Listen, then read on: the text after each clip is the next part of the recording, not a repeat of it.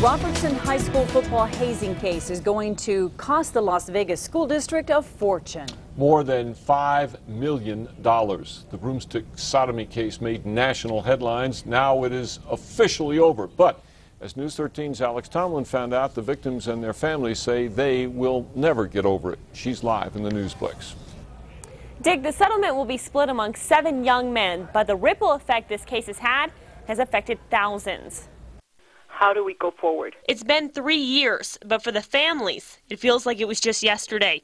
Patricia Vihil's nephew was assaulted. It just brought so much hurt to how can somebody do this? It happened during a training camp out of town.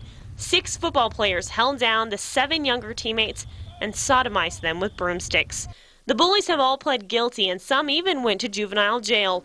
Just last year, the victims filed a civil suit listing everyone from the coaches and school administrators to the district itself, all for creating a culture where this was allowed to happen. Earlier this week, the district settled and agreed to pay the teens $5.25 million. Any monetary amount won't bring back the devastation that these families have been through.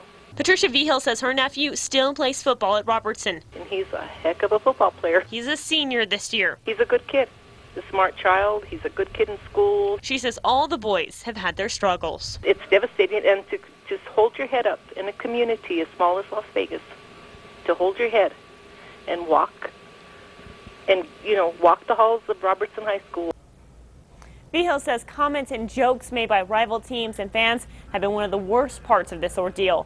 So how much will the settlement of the district's insurance cover in the settlement? A Las Vegas school board member said she couldn't comment on the case. Dick? All right, Alex. Vihil says she was disappointed to hear of other hazing cases around the state, including the one last fall at Valencia High.